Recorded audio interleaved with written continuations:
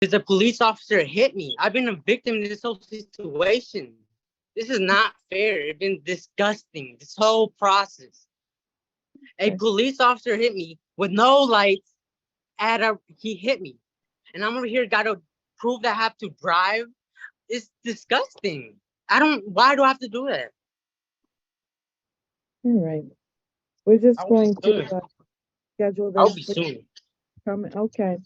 Why don't you come in person so that we can make? Because I'm not a criminal. I'm not a delinquent. I don't want to learn how to do that. You're interrupting me one more time, and you're going to get 15 days of contempt for interrupting me while I'm talking and disturbing the court. Welcome to another intriguing episode of Kangaroo Court Law. Today, we step into the courtroom of the poised and undeterred Judge Elaine Washington, where the clash between responsibility and respect takes center stage. As we find ourselves amidst a traffic accident case that promises to be as tumultuous as the collision itself. The defendant, a young man, contends that he was not at fault for the accident, passionately arguing that it was the police officer who hit him. However, the courtroom is not prepared for the young man's rude demeanor, a stark contrast to the decorum expected in the court. Like a toddler, the defendant appears to be throwing a fit. In court, behaving like a spoiled and entitled brat, with claims of knowing millionaires and impending lawsuits. He scoffs at the proceedings, making his presence known with brash declarations. Yet, Judge Washington remains the epitome of calm and composure, determined to keep control of her courtroom. Sir, could you please state your name? Andrew Alfaro Cajejas, hyphenated. Thank you, sir. All right, we're here for a review in 22-00579, as well as pretrials in 23W000024 and 22W001193.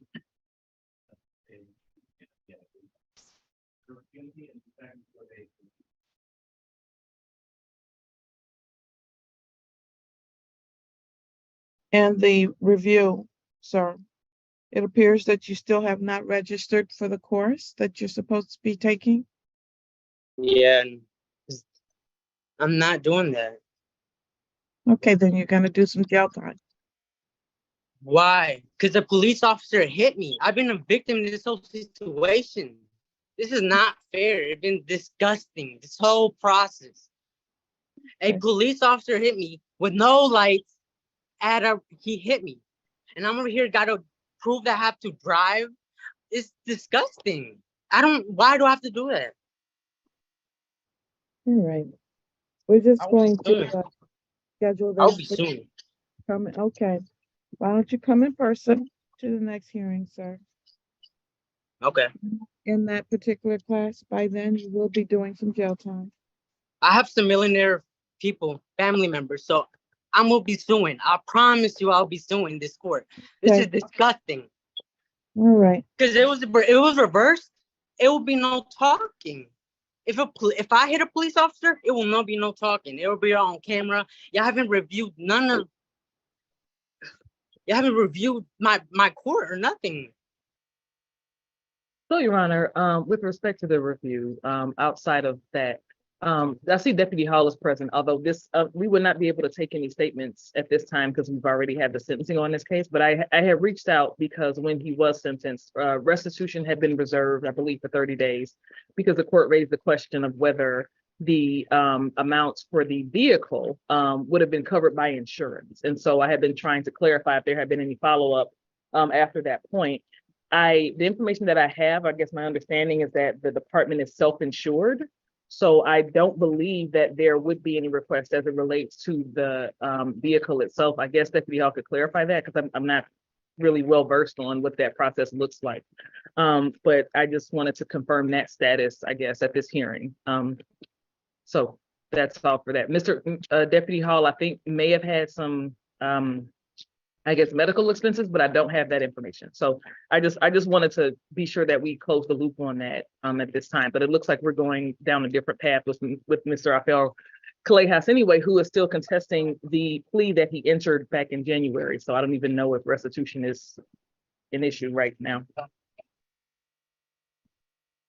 He will continue to contest the plea, but he pled and he did not withdraw his plea. And therefore, we're going to deal with the restitution issue while we have the deputy here so he doesn't have to return. Deputy Hall, if you could please unmute your device for me, please. Good morning, Your Honor.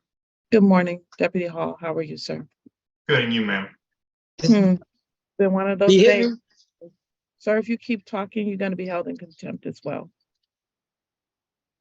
Deputy Hall, if you could please raise your right hand to be sworn. Do you swear or affirm that the testimony you're about to provide will be the truth, the whole truth, and nothing but the truth? So help I you do. God. All right, you're here today because there was initially a request for some restitution, and I raised the issue of whether or not there was insurance that covers this, or whether there was anything that could be submitted to this court with respect to this request for restitution.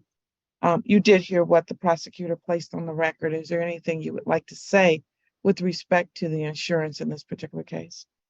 So Prosecutor McDuffie is correct to my knowledge that Washington County Sheriff's Office does self-insure their vehicles. That's information that I've received before through my command staff about our vehicles.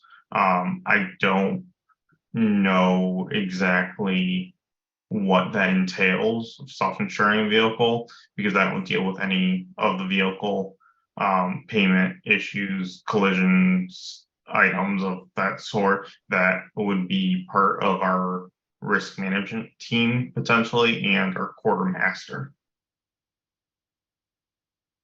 All right.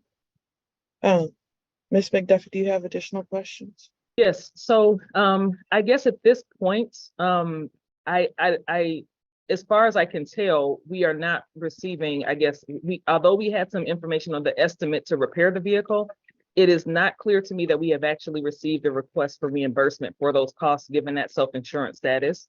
So my next question would be to Deputy Hall, were there any other expenses in terms of your personal injuries or any other expenses you would be aware of that would be entailed in the restitution request? Because I did not have that information at our last hearing.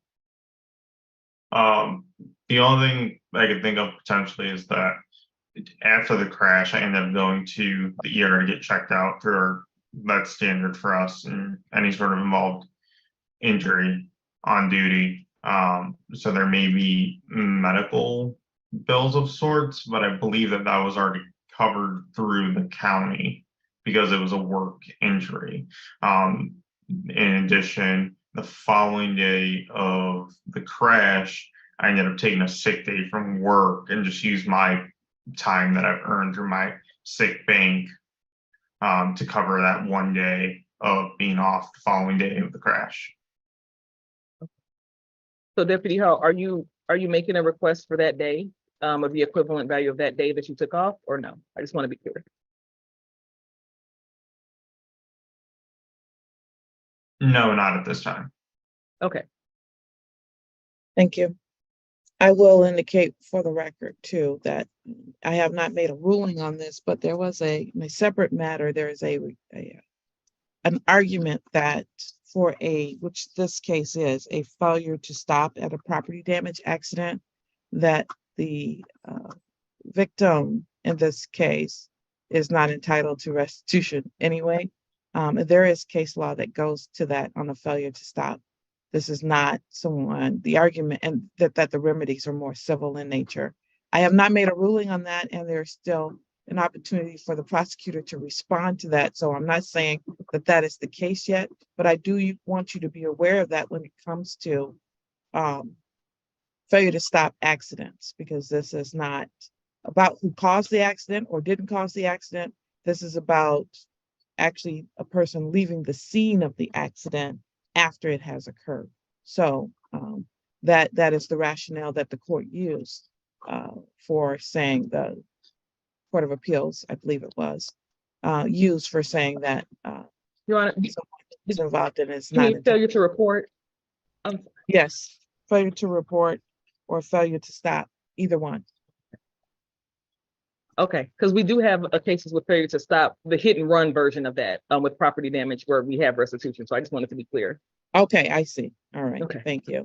Mhm. All right. Okay, having said that, thank you for being here, Deputy Hall. We will excuse you at this time. You're welcome to stay if you want to continue to stay. But at this point in time, I'm just going to give Mr. Kalihas an opportunity to show up here to court, so that we can find out whether he's still refusing to comply with the orders of the court. Thank you, Your Honor.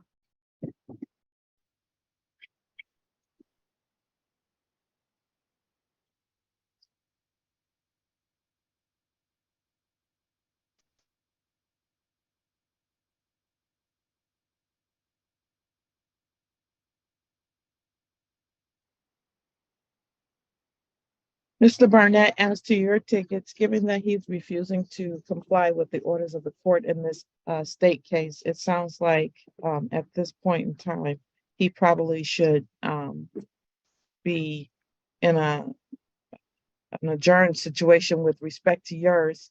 I am going to re-refer this to the public defender's office. If he continues to refuse counsel, that'll be his choice, but I'm going to give him a second opportunity to get counsel before he has to do any jail time. Thank you. I only went because he hit me. He hit me. You want me to just stay there? I didn't know it was the officer. I was scared for my life, and I went home. That's 2 minutes away. Then all the cops was outside. Y'all wanted me to stay when I felt I was in danger. Is he texting, Your Honor? He hit me. Mhm. And you Oh. said I don't want to comply. Why? I'm a victim. I haven't done nothing. I'm sorry, Your Honor, is he texting? I don't think What? he's testing or anything like that. He was not ordered to test.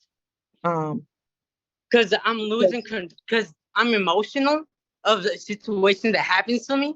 Then I have to get drug tested. This is disgusting. He was simply ordered to do 5 days of community service and Class A training so that we could make. Because I'm decisions. not a criminal. I'm not a delinquent. I don't want to Sir, learn how to do that. you're interrupting me one more time, and you're gonna get 15 days of contempt for interrupting me while I'm talking and disturbing the court. So he was not ordered to do any testing, only to do Class A training, monthly reporting and fines and costs, and his community service. Mhm. I am going to order that he I'm assuming. tests as well. Defendant to test within 24 hours.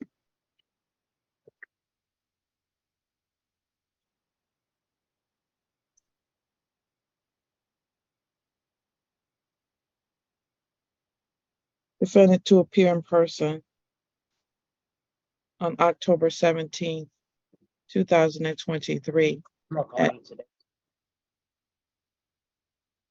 I'm not talking to you. I was not talking to you, man. 10:00 a.m. in person. If he has not enrolled in the class at that time, then he will do 5 days of jail.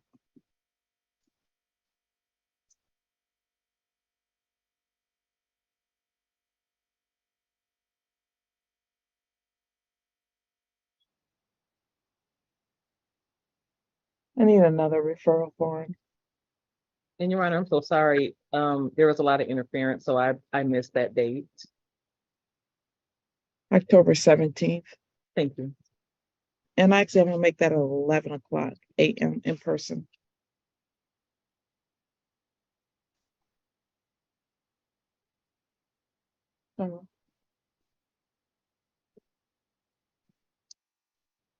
Oh, right. PD's office is appointed as standby counsel in this. That's what happened. And they will remain as standby counsel.